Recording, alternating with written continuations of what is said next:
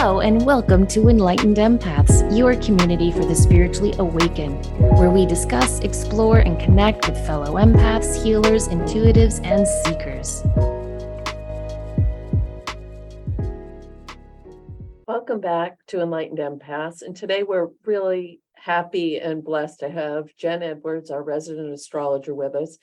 Any of you that have listened for any time know Jenn. She's from thankgoddess.org. She is just an amazing wealth of information about everything that's happening in the skies. So we're so grateful that she decided to come back and give us an update for the end of the year. She also runs Moon Lodge, which is a community that explores so in depth all of these different aspects of spirituality, astrology, growth and development. Absolutely amazing. So welcome, Jenn. Thank you so much for coming back with us today.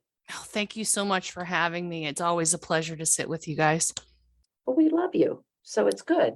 And we love everything you share, because I think that's with everything going on in the world right now.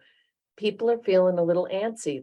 They're wanting something is there a shift coming? What can I be aware of? How can I better navigate what's going on with myself? And how are the planets playing into that? So work your magic, girl, and let us know. Well, first off, it's simpatico. Much love to both of you. And we are definitely feeling a big shift. And what I love about astrology and using the energy is that we often see transits as collective movement, but what we really have to sort of understand is that the collective is affected by our insular development. And our insular development really has to do with our presence from our core vibration. So when we work with energy in that way, how can we develop the self? How can we find ourselves? Then that's how we impact the collective. As we start moving, as a matter of fact, at the time of this taping, we are currently in Mercury retrograde. It is the technical final one of 2022. However, we will have Mercury retrograde in Capricorn starting off the new year in 2023, which is a good thing. But in this moment, we also have 6 other planets that are retrograde at the same time. And this happens, the outer planets retrograde 6 months out of the year. And when we look at the outer planets, and I'm talking specifically speaking of Saturn through Pluto, this is a very introspective time, and fitting that we're moving into the last quarter of our calendar year. Seasons are changing. And so it's almost as if we are reflecting and understanding, what has gone on this year and how we want to, what have we digested and how are we going to move forward. We are on the fence of eclipse season. And more importantly, prior to that, we will experience Mars retrograde. Mars takes 2 years to circle the sun. So what that means is that it takes 2 years to go through every single astrological sign. So it's a slower moving body compared to the sun that takes 365 days or Venus that takes 16 months. So when we look at Mars retrograde, the impact of that is our drive, it's our ego, it's how we move forward with things. And the last time we experienced a Mars retrograde was in September of 2020, and it was in its home sign of Aries. What is interesting about retrogrades is that we're reevaluating our movement within secular patterns. And when we look at the last time Mars retrograded in Gemini, this actually happened fully. There was a tiny dip into Gemini, mostly in Cancer in 2007. So the focus really is on November of 1990 through February of 1991. And I know a lot of you out there are saying, Jenn, I don't even remember yesterday. How am I ever going to remember 25 years ago? Well, what's interesting is that during that period of time for most of us who were on this planet, there was some sort of energetic shift where we abandoned self perhaps, and started creating patterns from that point. For myself, on a personal level with a practitioner, he actually asked me what happened when you were 15, which is when this transit happened. And being an astrologer, I said, funny, you should say that. If you were not born during this time, it's wonderful, because then you are creating new patterns for yourself in the way that you apply your personal philosophy. Mars, located in Gemini, is about how we communicate within ourselves to the exterior world and how we communicate our truth, whether we're doing it for exterior validation or whether we're doing it in the light of our purpose. So Mars has been in Gemini since August of 2020. It will retrograde from October 30th until January 12th, and it will leave Gemini on March 23rd, 2023. So that's an epic stay for Mars being in a sign, and especially the sign of communication. And what I have found is that there is a lot of, understanding that your words have power, understanding that gossip is not a good thing.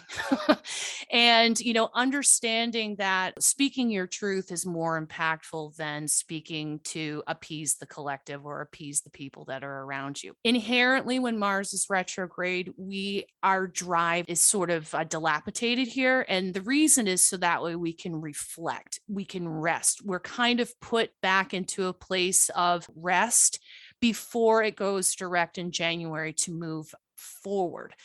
We're going to be in the middle of that energy of reflection and internal dialogue reflection, very Gemini, as we move into eclipse season. This eclipse season is super powerful. Whenever we have eclipses in Scorpio and Taurus in that axis, it's a fixed sign. There are 3 modalities in astrology. Fixed is one of them. There's cardinal, fixed, and mutable. Fixed, as one could understand just by the word fixed, it's hard to move. And when we have eclipse energy and fixed signs, we're being pushed out of our comfort zones. A lot of times that's exactly what we need, because we're unwilling to do that for ourselves because of the fear of the unknown. And that's what Scorpio is, fear of the unknown. Taurus is very much about the reality of the situation, value, not wanting to let go, having your hands on something that, rooted in reality, I guess is the way to put it. And so in the axis of Taurus and Scorpio, it's really about the rebirth of letting go in trust of the process of truth. So your worth is not based on what you have. Your worth is actually based on who you are, who you attest to be. And in the light of the energy of Taurus and Scorpio, if we're not willing to do this for ourselves, the universe will come in a wonderful way, create change that maybe we were unable or incapable of doing for ourselves. We will be experiencing the first eclipse of this series on October 25th at 2 degrees Scorpio. This will be a solar eclipse. These eclipses are exactly hitting the same degrees as the fall of 2003. And as we've talked before, eclipses repeat every 19 years. And we're looking at cycles and patterns and then becoming into a new way of being once we've sort of processed that. So with a solar eclipse, this is a new beginning, breaking cycles, moving forward without fear. And what I want you to ask yourself, regardless of what situation you find yourself in, is if you couldn't fail, what would you do?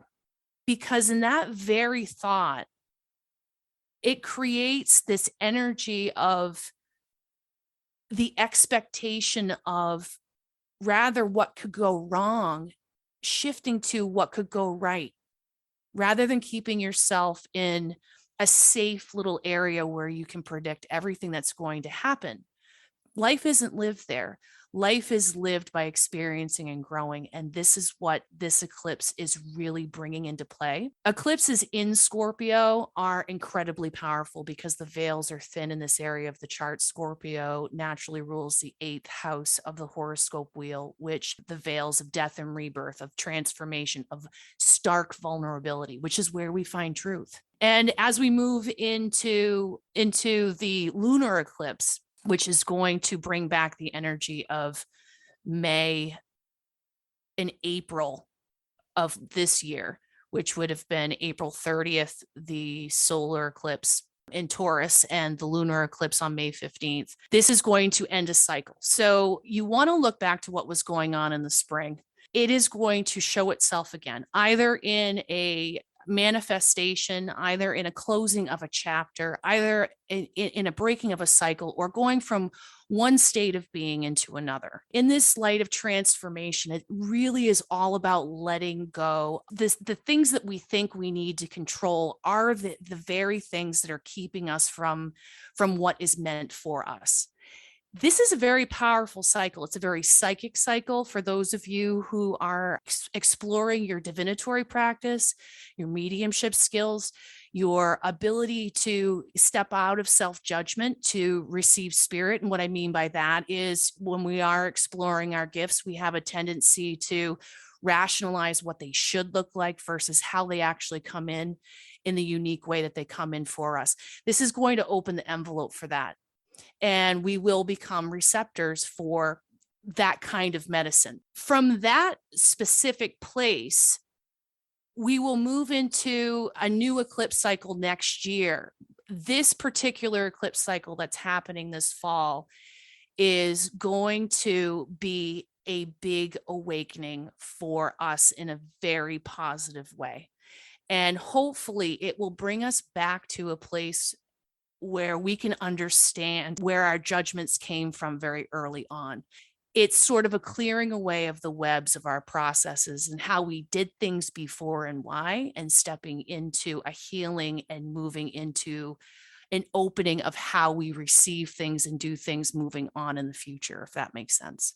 It kind of sounds like the Tower card a little bit, followed by the Star card, if we compare this to Tarot. Absolutely. The way that I usually describe whenever we have any Scorpio movement or Plutarian movement is that, Mars is the lower vibration of Pluto. And so Mars in tarot rules the Emperor, and it also rules the Tower. And then Pluto rules the Judgment card. And also the Death card figures in there as well, and that's transformation. So if we look at it that way, when we move in truth, absolute truth, the Judgment card comes into, we are judged on all of our truth. When we build foundations that are built out of lack of transparency, for fear of judgment of others, for fear of lack of validation, for fear of authorization. Whenever we move in that way, those foundations are not built on solid ground. And so eventually what happens is we have a tarot moment to have the opportunity to have the courage to build foundations in truth. That's how the universe works. The universe moves in truth, and truth always comes to light, and truth is the core of all existence. So back to what you were saying is that when we move from the Tower into the Star, we have a destruction of what is not true, and we move into the purest purification of healing, where we can move in the light of our trueness, for lack of a better term. This is a lot. This is a whole lot. And I think the way you break it down and explain it helps people realize we'll get through this, we'll get on the other side of it. These are things to be aware of, and to not go into it with a sense of fear or foreboding, even though, the Tower card's a pretty intense energy, but it's also very much about a spiritual awakening. And I think that that's, from what you're describing, part of this as well is coming back to center with ourselves so that we can embrace the changes that will be coming in the beginning of the year. Absolutely. And that's perfectly well put.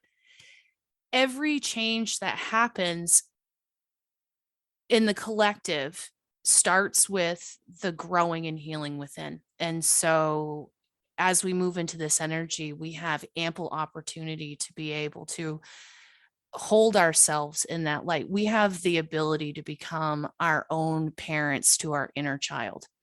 It's an internal healing, and it's also the movement of being emotionally available for yourself, feeling safe in vulnerability, and thus being able to work with the energy that's coming in for a collective way. Can you imagine if everyone walked around in the light of love, right? How it would impact the world around you. Oh, beautifully said. Thank you for that. So things have felt very heightened in the last few years, and there's just a lot of, obviously big world events going on and pandemics and all of that. When you look at the astrology for the last few years and these last 3 years, 3 months remaining in our current year, is that intensity reflected? It's really coming back to a realization that we're all connected in some way, that no life is more important than any other life. All life comes from one place.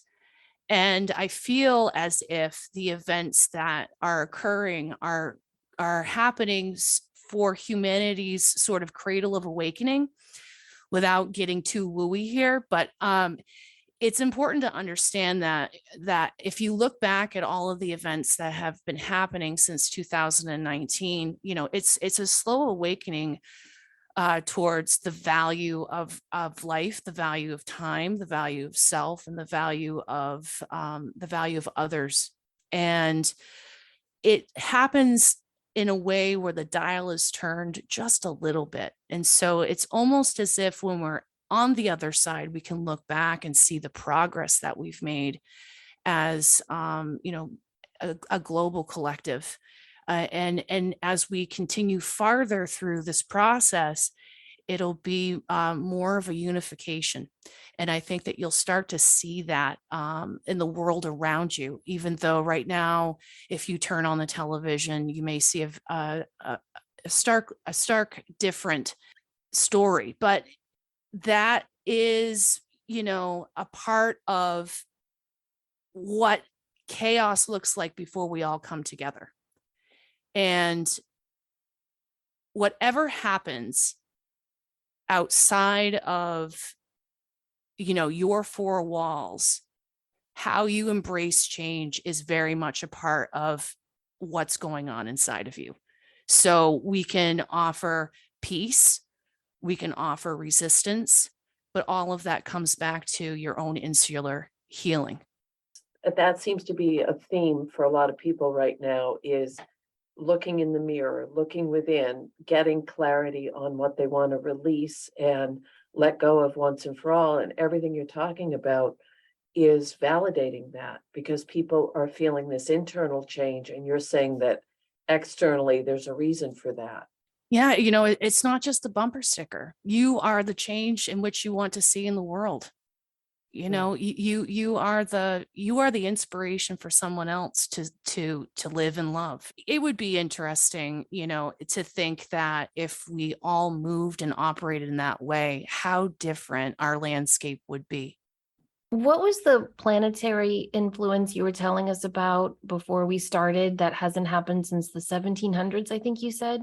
So we're going to be moving into a lot of what we call eras. So when planets have been in a sign for a very long time, when they transit into the next sign, we start a new era. And Pluto takes about 25 to 15 years, depending on its retrogrades, to move through a sign. And Pluto entered Capricorn in 2008, and in 2023, on March 23rd, to be exact, Pluto will enter Aquarius for the first time since the 1700s. Pluto's revolution around the sun takes 248 years. So there's no one alive on this planet that has Pluto in Aquarius. When we have Pluto moving into Aquarius, this is power to the people. I mean, the Constitution of the United States was written with Pluto and Aquarius. The first three words of the Constitution are "we the people." And when we move with Pluto in Aquarius, this is very much a humanitarian aspect where no life is judged any differently than any other life. Animals, humans, everything. We all come from the same source. And so as this era starts to when it finishes in 2044, so it's going to be a 20-year cycle, how we communicate, how we embrace each other, the unification of the landscape is going to be much different than it is now. And as Pluto has moved through Capricorn, we have seen the change of our value system. And during the COVID era, we had a lot of Pluto Saturn influence and Uranus Saturn influence. And as a result, we ended up having the great restructuring, the great resignation, because we started to value our time. As we value our time and we move into this new era of Pluto moving into Aquarius, we start to value life. We start to value humanitarian efforts, put time on a pedestal like it should be. And when I mean by time, I mean our life force and our time here on the planet. As we know, time is an illusion. Right. Wait, does that mean that kids born in the spring of 2023 would have more of that, everyone counts, everyone, more of that indigo spirit to them? Oh, absolutely. The children that have been born over the last 5 years, I mean, we're all special. We all have our own blueprint. I don't want to discount any of that, but Pluto and Aquarius, these are people that are part of the resistance. These are people that are part of being the platform at which all equality should be sought. This is a very exciting time. I was looking at how old I'll be. I can't wait to see this next generation take the torch into a place where we're finally all unified. I feel deeply that, by doing our inner work and standing in that light, that we are creating this platform for these children to start from. That's going to be their baseline. How amazing is that? Our purpose and our growth really sets the foreground and the bar for the people, for the generations that come. So, our purpose is very much about learning and growing. And then we set that bar for them so they don't have to go backwards and do all the things that we needed to do to get here. Love that. That's been coming up a lot. And how sometimes there's a theme in all the things that keep coming into your life. And the value of time has been a huge, huge thing that just keeps coming back over and over and over again. It also, with the way you just described these people that are coming onto the planet now and how we're getting ready for them, we've been watching this gradual build through all of this stuff. And we've said over and over and over how the little people coming in are wired differently. And you're saying that's even becoming more so now. Absolutely. And if you look into, even biological evolution, every species morphs and grows from the mistakes and the strengths of the prior generations. So spiritually, it's the same way. These children that are coming into the world now, these stewards, I should say, of the planet that are coming into the world now, are coming into the lives of people that have done the work, can see life from a different perspective, have the understanding that what time is, the value of it, and your connection to source is valuable, and that whatever your creative gifts are, to follow those without fear. To coin the term a judgment-free zone, these children are going to be able to move about with more freedoms than perhaps, say, we had spiritually over the last 20 years. We've gone over the lunar and the solar and then the lunar eclipses coming up. What are some other aspects we can look forward to as we close out 2022? Which sounds so weird to say, by the way. I feel like this year just started. Yeah, I know it does. This year went by so fast. One of the things that I do want to touch on is that as we end this Mercury retrograde, by the time this airs, that'll be done and dusted. However, we will be moving into Mercury retrogrades entirely in Earth signs. So over the last year of 2022, we were experiencing Mercury retrogrades in between two elements. So it would start in air and then end in Earth. And what that means is when Mercury retrogrades in air, we're looking at our internal dialogue, external dialogue, how we communicate, whether we're communicating in transparency or lack of transparency. When we start looking at Mercury retrograde in Earth signs, we're looking at our value, how we measure our value, and finding the inner value within ourselves and how we communicate that. So as we move into 2023 and end 2022, we will begin that with Mercury retrograde in Capricorn. And Mercury retrograde in Capricorn is really going to be looking at, what are you building? And is that in alignment with your core value? A lot of 2023 is going to be about understanding what your true belief system is and kind of moving in that regardless of fear of judgment. So I'm really looking forward to this retrograde, which I know a lot of people are saying, Jen, why are you looking forward to a Mercury retrograde? This is going to be a recalibration as we move into the new year of our values and how we want to move forward in 2023. I believe 2023 is going to be an extremely epic year, especially with the eclipses starting to be interwoven with Aries and Libra, as well as the closeout of Taurus and Scorpio. Now, for those of you who are wondering what will be happening in terms of energy for your astrological sign, if your rising sign is in Scorpio or you have Scorpio energy in your chart, you will be feeling this eclipse cycle in your first house and your seventh house, which is self-BS relations. So this means, stepping into the true power of yourself, allowing people to see the truth of who you are and how that's reflected into your relationships and who you call in. So it's who, and also redefining who you are in relationships.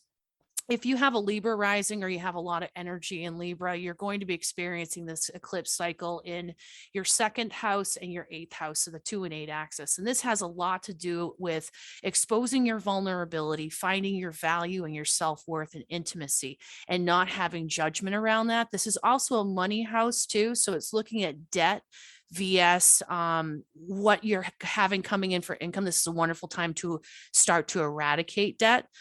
If you have a Virgo rising or you have a lot of energy in Virgo, you're going to be experiencing this eclipse accessing your third house and your ninth house. This is very much about ideals, perhaps maybe the great teacher coming in for you. This is about practicing what you preach and being open to other ideas in the world. This is very much about internal communication versus external ideals and moving in that light. If you have Leo rising or you have your energy predominantly in Leo, you will be experiencing this eclipse cycle in your fourth house and your 10th house. So this is a 4-10 axis. You are going to be having experiences around time and career vs home, how you use your time, how you want to use your time. Maybe you open up a home business. Maybe you want to spend more time at home and you try to figure out how you can do that. If you have Cancer rising or you have predominant Cancer energy in your chart, you will be experiencing this eclipse cycle in your 5th house, in your 11th house axis. So this is going to be putting a lot of emphasis on creation, how you create and where you create from versus your manifestations, what is showing up in the world for you. And this is a reflection of your core values and how you want to appear in the world. So this really has to do with your core truths and what you want to create and bring to life. If you have Gemini rising or predominant Gemini energy in your chart, you will be experiencing these eclipses in the 6th house and the 12th house axis, which is the spiritual in the body. It's a very powerful eclipse axis energy. And this is really aligning the body and spirit and the deconstruction of what you thought you knew and why you knew it, which is sort of a broad spectrum. But it's, when we look at the 12 and 6 axis, we're really taking spirit and allowing it to walk in the physical. And that's the purpose of that. For Taurus rising or people who have predominant Taurus energy in their chart, you're going to be experiencing this axis in your seventh house as well as your first house. So 7 and 1, this will be relations via self. Who are you in your relationships? Who do you want to be in relationships? And the people that you are attracting in your long-term relationships, are they a reflection of who you are? Are the people around you growing with you, or are they growing out of you? It's a very interesting way to sort of look at the mirror. The people that you want to call in, are you matching that energy yourself? If you have Aries rising or have predominant Aries energy, you will be experiencing this eclipse series in your 8th house, in your 2nd house. And this is receiving only your worth. When I say it like this, it is a money house. So it's making sure that you are in fact receiving what you are worth, that you are valuing yourself, and your prosperity is a direct reflection of that worth of yourself. In terms of intimacy, making sure that that in your most vulnerable light, that you are only taking in what you are worthy of rather than lowering your bar. And this is also a wonderful debt pay down sort of influence. So if you are finding yourself in debt or wanting to pay down debt, there will be a lot of solutions coming your way if you're willing to see them. If you have Pisces rising or a lot of Piscean energy in your chart, you will be experiencing this axis, the eclipse axis, in your 9th house and your 3rd house, which is finding your place in the world without judgment. This is not relying on other people to help you grow. This is, if you want to go to the UK for no reason tomorrow, you're going to be booking that flight and going on solo adventures, because this is sort of your opening to the world around you. If you have Aquarius rising or predominant Aquarius energy, you will be experiencing this eclipse axis in your 10th house of career, 4th house of home axis. And this is career defining who you are. So these are the wake up moments of, what am I doing? Why am I doing this? Versus, what do I want to do? What sets my soul on fire? And not really worrying about hows and whens and whys. This will also sort of illuminate you to your choices that you make as based on childhood expectations from the core of your family. So there'll be some old stories that will come to light that you'll be able to notice that have affected your choices throughout your life. If you have a Capricorn rising or predominant Capricorn energy, we'll be experiencing these eclipses in your 11th house and 5th house axis. So manifesting through the inner child, the rediscovery of the inner child, the rediscovery of play. As we all know, the inner child is the direct line to source in the vortex where all things are manifested. And so when we are emotionally available to our inner children, we can manifest great things for our soul's growth. It's a very beautiful aspect for Capricorn rising. And then finally, if you have Sagittarius rising or predominant Sagittarius energy, you will be feeling these eclipses in your 12th house and your 6th house axis. This is a lot of energy, again, with aligning spirit with the physical. So this is very much an illumination that your direct connection with the unknown, or the 12th house I coin as Christ consciousness, because it's the only way that I can describe the vortex into love. Love is universe. It's where we come from. And so with Sagittarius rising, it's pulling from that 12th house energy and wanting to bring it here in the physical realm for all to share. So there will be an illumination and acceptance, opening to spirit like you've never known for Sagittarius rising with the eclipses here.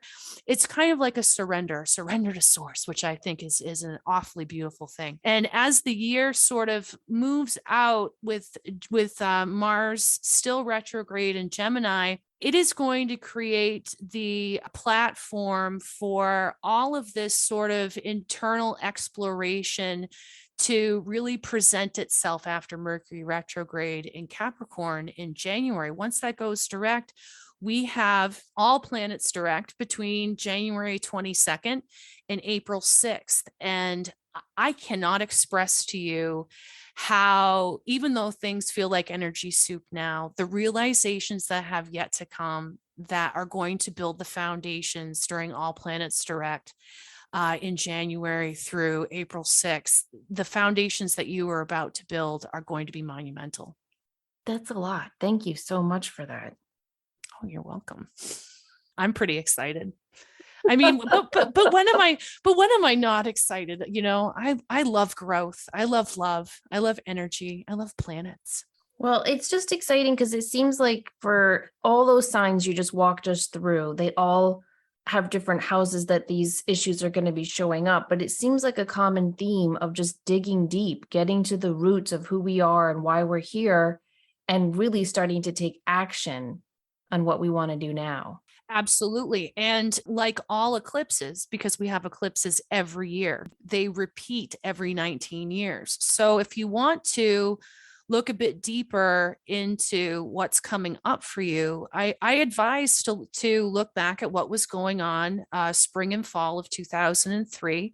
You know, make a Spotify playlist of what was on the radio back then and just go for a drive without expectation and allow the memories to flood in. What you're really looking for, rather than specifics, is the reason why you made your choices back then, because you're getting the opportunity to make your choices in a different way now. So if you made your choices back then out of fear of lack of security, fear of lack of validation, fear of lack of love, you're getting the opportunity to make the decisions that are truer to you without that fear.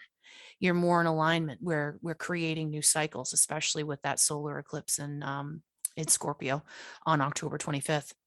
What if 19 years ago was a really happy, brave, positive time for you? Would that be just repeated this time? So yes, so it would actually be a building block of that time. It's almost like getting key to doorway number 3 opened up for you, so you can have another ascension, I guess is what you'd say. You know, we only digest what we can energetically comprehend. So it's really not an intellectual knowing. It's more of a inherent internal intuitive knowing. And so it's almost as if you embody a realization that transforms you from one sense of self to the other. Perfect. You've given us a whole lot to think about, Jen. Well, I think you guys now kind of have a window into what I do up here in Gardner, Maine, in my little number 7 vibration house. So what do you have coming up? What else can people look forward to with you, Jen? Well, so I'm really excited because I'm getting ready to expand on the Moon Lodge, and we're starting our 12-month series, which will be a monthly class around how to understand transit planets, which is how astrologers forecast, and how to look at transit planets in comparison to your own birth chart. We'll be starting that in November, and that'll be a monthly class starting with the sun and ending with the North Node next November. So I'm very excited about that. The podcast, which I have been developing, trying to find the way to use my voice in a way to help other people figure themselves out in a very general perspective, which is hard because I work very, very well one-on-one with people. I can hone right in on the information that they need. So look forward to Star Medicine Podcast Reboot, which will be happening around the full moon in Aries, which is coming up shortly. So I'm excited about that. Oh, that's very exciting. So people can find Jen at thankgoddess.org. You're still doing one-on-one work with folks. The Moon Lodge is an incredible opportunity because it's not just Jen, it's a lot of different practitioners who share their information and insights. It is a Patreon-based site, so it's a very minimal monthly fee, but it's incredible what you get for what Jen and her team offers. That's another thing that you can access and get more information on Jen's site, thankgoddess.org. And we're really excited at Star Medicine Podcast coming back. Oh, thank you. And also I wanted to add to that. I have added to my website, my introductory to astrology instant download class, which can now be found on my website. So any of you who missed my live classes, I did upload the worksheets as well as the recording of the audio, and you can learn astrology over 4 classes on your own at demand. So if that's something that you've been itching to do, this is a very seamless way to sort of understand your birth chart so it doesn't seem like it's Greek. Well, even if you just get a reading with Jenifer, though, I mean, your astrology reading you did for me, I still refer back to those notes and it's recorded and sent to you. So that's also a great way just to start figuring out, your own personal path with astrology. Yeah, thank you so much for the compliment. My purpose to show up and help others understand themselves. And that's really what I'm here to do. And so a lot of times people show up for answers around how to make their next moves and they leave with greater insight on why they're here. And that's a special thing that I'm happy to be able to do for people. I mean, it really is in my heart. It truly is. Well, thank you so much for coming back on Enlightened Empaths. We look forward to having you on again in the new year to talk about this wonderful time with no planets in retrograde. Until then, thank you everyone for listening. Please remember, as always, to show up, do great work, and share your light. In the past, Samantha and I have offered a really fun intro class, Mediumship 101. Due to different constraints in both of our lives, we're going to shift that a little bit, and I'm going to be offering that on my own in the month of November. It'll be a slightly different format than what we've done in the past. This will be held on 2 Saturday afternoons, Eastern Standard Time. You'll still have access to all of the information and meditations and practice exercises and personal exercises, but it'll be a more condensed time frame. So if you'd like more information on that, you can go to my website, thegratefulmessenger.com, go to online classes, and there'll be a description and a link to sign up. If you have any questions about this, you can email me, Denise at thegratefulmessenger.com, and I'm more than happy to give you more information. Take care.